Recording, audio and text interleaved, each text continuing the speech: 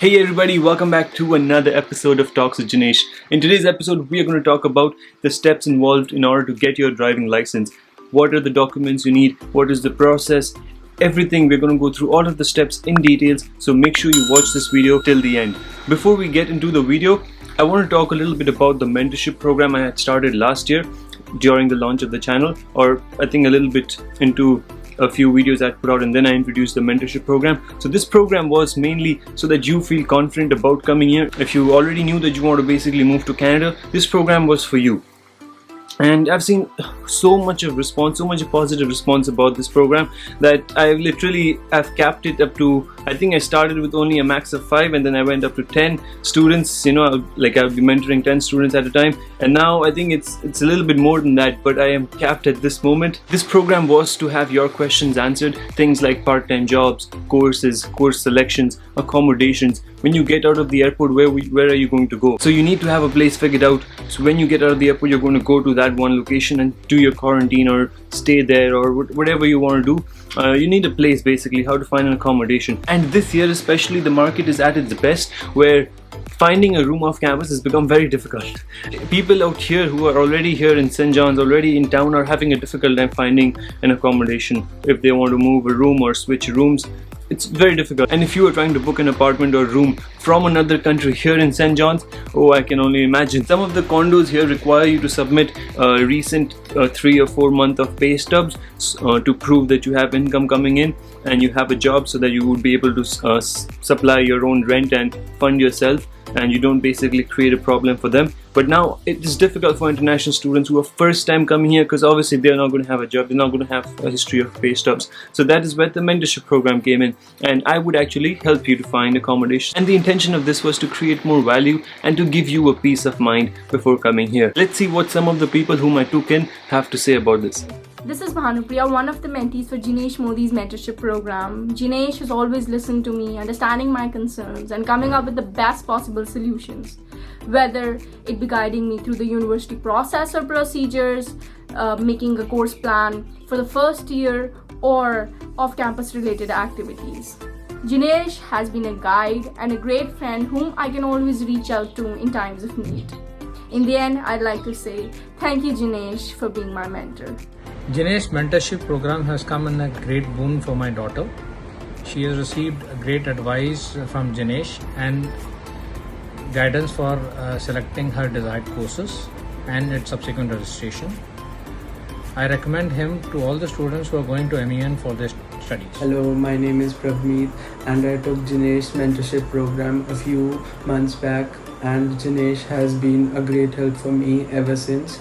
He has helped me in clearing my queries and doubts while selecting Memorial University, and has even assisted me in my course selection. I would highly recommend this mentorship program to freshmen and especially international students. And finally, I am really thankful for your help, Jinesh. Thank you so much. Jinesh Bhaiya is somebody whom I always count on for getting help. In the past year, he has helped me a lot to get through my course selection for second year. Hi, and for any parents whoever is having so much of apprehension and sending their child to a new place and with the new courses, Jinesh was always there for us in helping our daughter and us also in guiding how to select the courses and to take care of her. Thank you so much, Jinesh. If you want to ask me a question, you can head over to my Instagram, Jinesh1971, and you can direct message me there, or you could leave it in the comments below. I'm also going to leave a link in the description, which when you click, you will be able to book a time slot and we can have a one-on-one conversation. We can have a one-on-one chat as well. So that is also available to you. It's going to mostly be on the weekends. That's when I'm usually free. So click the link in the description and you'll be able to book a time that will be according to your convenience and according to my convenience as well. Moving on to the driving license.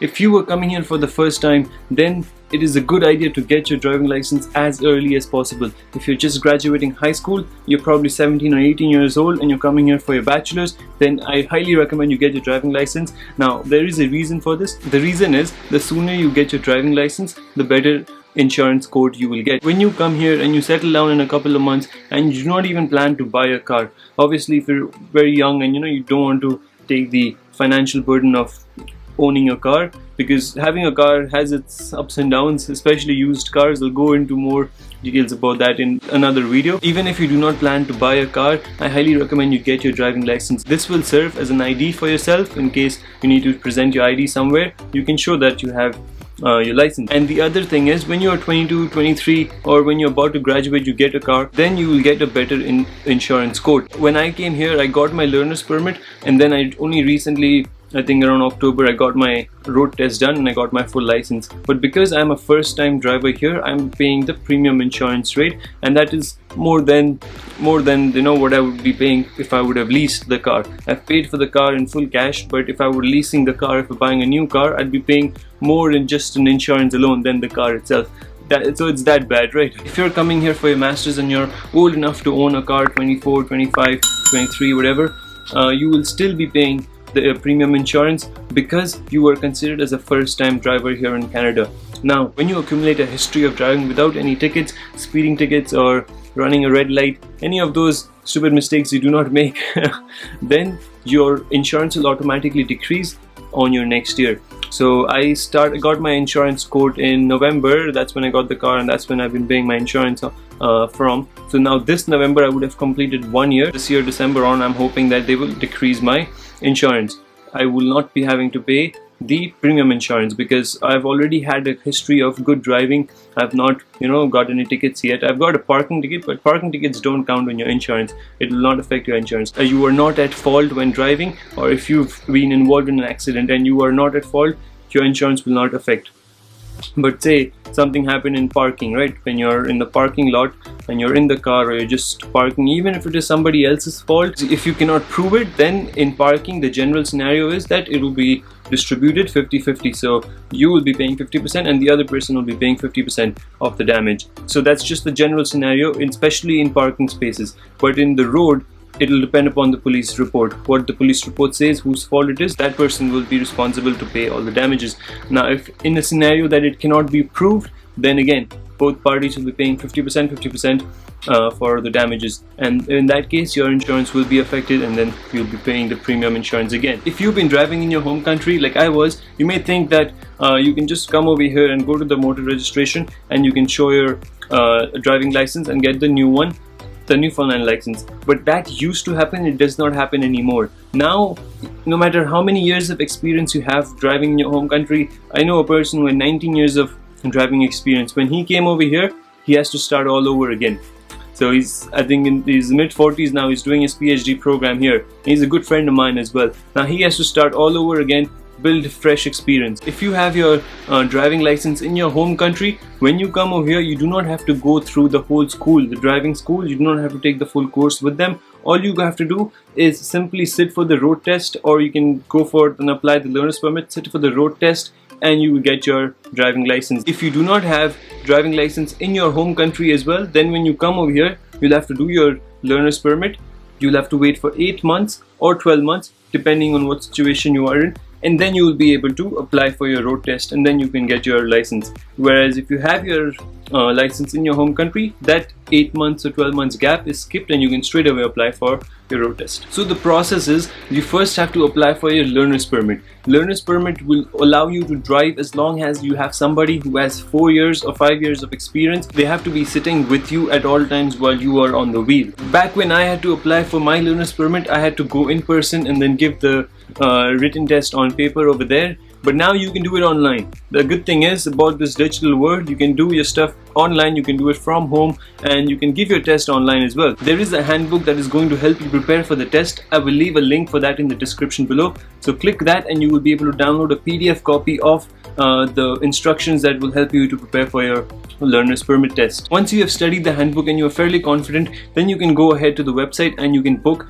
a date to write the exam. And when you pass the exam, the cost of the physical license is going to be about $70. They will ship it to you at your home address. Now, if you have license from your home country, you can straight away go for the road test. You already have experience driving, then probably you just need a few 1 or 2 hours lessons with somebody from a driving school, with a driving instructor, and you can do that. There are so many driving schools here in town. All you gotta do, Google driving schools and you'll find a list. So select the one you think is the best and you can contact them and you can book a 1 hour or 2 hour session depending on what you think you need, and you can straight away go ahead and apply for your road test. If you don't have a license from your home country and you do a course with the driving school, then you will have to wait for 8 months, post of which you can apply for your road test. Now there are so many driving schools here, all of them have different prices, different ratings. I'm not going to say anything about any specific driving school. Driving schools are pretty costly. You can expect to pay from $800 to $900, $1,000 for the entire course as well.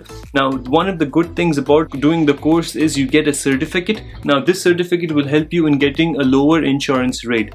Once you show your insurance company that you have done a course with the driving school, then you will be eligible for a discounted insurance quotation. There is a fee associated with the road test. Now there is no fee for writing the learner's permit. If you fail the learner's permit test, you don't have to pay anything, but if you do pass, you'll have to pay about $70 for the learner's permit license. Now similarly for the road test, there is a fee here though. You have to pay a fee in order to do the road test. No matter you pass or fail, you still have to pay that. If you do pass, then you will have to pay another fee for the physical license as well. The road test is divided into two categories: parking and driving. So parking also, there are two kinds of parking you will have to pass. One is parallel parking and one is a regular parking. For me, parallel parking was a nightmare. That's the hardest, but you know, if you go through a driving school, they will give you some mathematical calculations, which is weird, but it works. It worked for me, so it will work for you as well. If you fail the parking test, they will not move forward with you to do the driving test. So make sure that you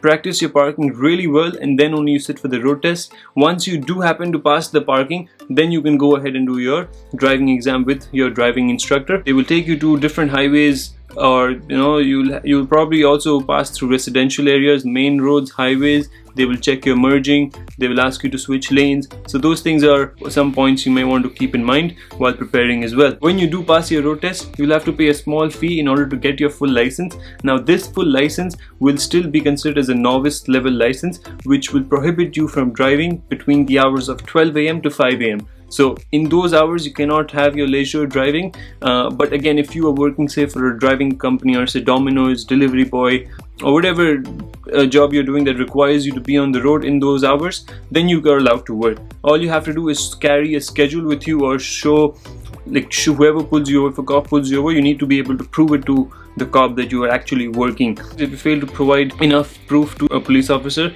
that you are actually working and not just driving for fun, then they have the right to seize your vehicle, or they can give you a ticket, or they can suspend your license. They can do whatever they want, and you do not want to find out. So between 12 to 5, no driving. I will make a separate video about vehicle choice as well. If you are a first time car owner or car buyer, then you probably have little experience like I did. I will share with you my experience so that you do not make the mistakes I did. I bought a Mazda in November last year, and I've had to take the car to the garage a few times, but now I think for about last couple of months she's been doing really well, giving me good mileage. Anyways, thank you for watching. That's it for this episode. If you enjoyed this episode and you found this helpful, give this a huge thumbs up, subscribe to the channel as well.